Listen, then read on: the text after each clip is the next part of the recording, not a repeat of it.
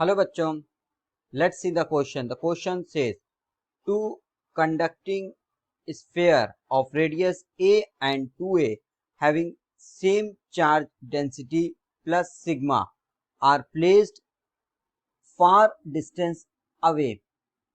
When they are connected by a conducting wire, then due to charge redistribution their potential change. Find the common potential of each sphere. की concept.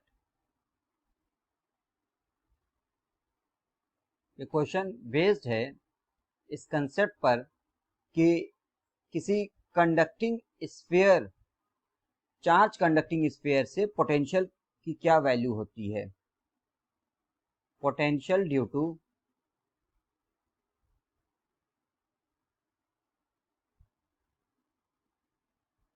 Charge conducting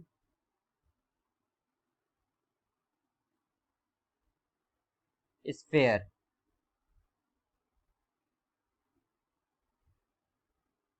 इस question में हमें दो conducting sphere दिया है. एक का radius small ए है और एक का रेडियस स्मॉल 2a है. दोनों के सरफेस चार्ज डेंसिटी की वैल्यू सेम है प्लस सिग्मा, और दोनों एक दूसरे से कुछ डिस्टेंस पर रखे हुए हैं.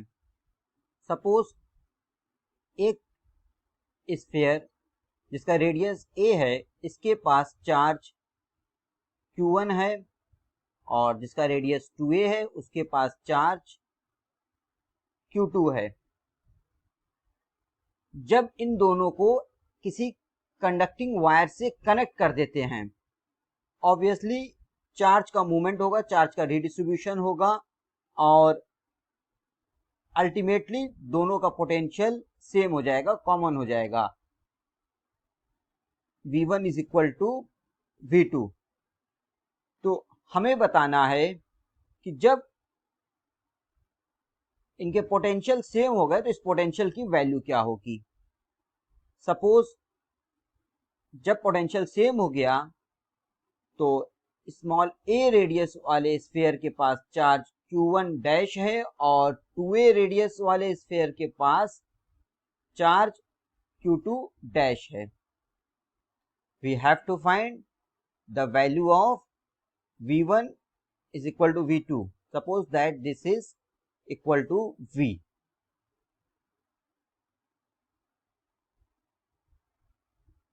जैसा कि हम जानते हैं कि सरफेस चार्ज डेंसिटी इक्वल होती है चार्ज पर unit surface area. So sigma is equal to q1 upon, suppose first sphere का सरफेस एरिया S1 है. Similarly sigma is equal to q2 upon दूसरे स्फीयर का surface area, suppose that S2 है. So clearly q1 is equal to sigma S1. S1 होगा हमारा surface area of first sphere 4 pi a square q1. Similarly q2 is equal to sigma into surface area of second sphere 4 pi 2a square, और लिख सकते हैं हम sigma into 4 pi into 4a square. हम ये भी जानते हैं किसी कंडक्टिंग स्फेरिकल सरफेस से पोटेंशियल की वैल्यू होती है सरफेस पर v is equal to q upon 4 pi epsilon naught r square, जहां r रेडियस है स्फीयर का और q उसके पास charge, sorry r naught square. Equilibrium की कंडीशन में v1 is equal to v2. This implies q1 dash upon 4 pi epsilon not A is equal to Q2 dash upon 4 pi epsilon naught 2A.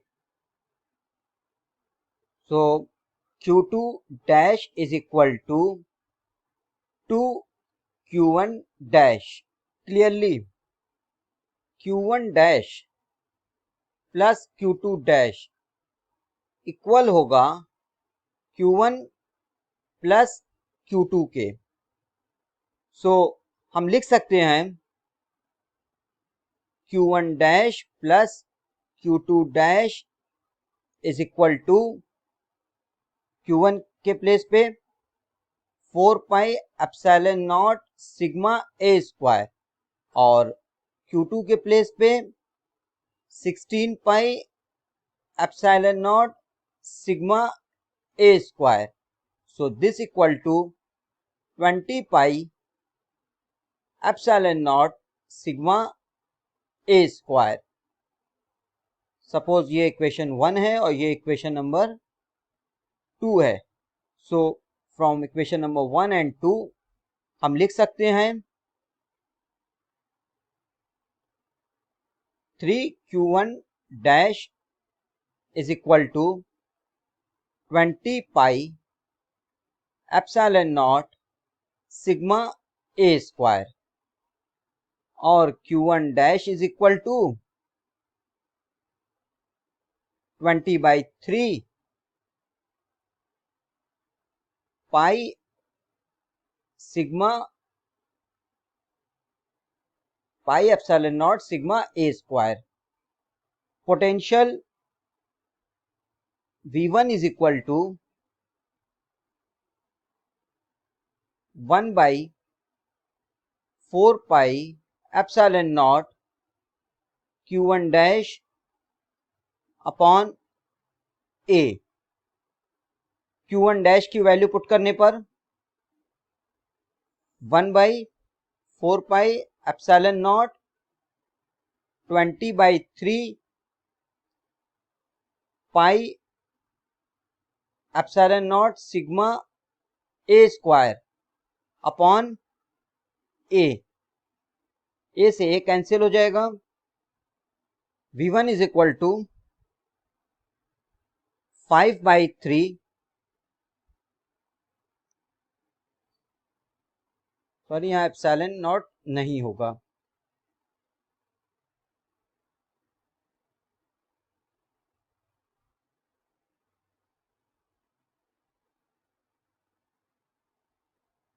So potential V1 is equal to 5 by 3 epsilon naught sigma A.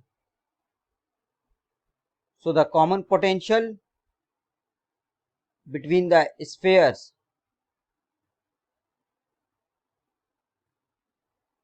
is V is equal to 5 by 3 epsilon naught sigma A. So the final answer is V is equal to 5 by 3 epsilon naught sigma A. Hope you will understand it well. Best of luck.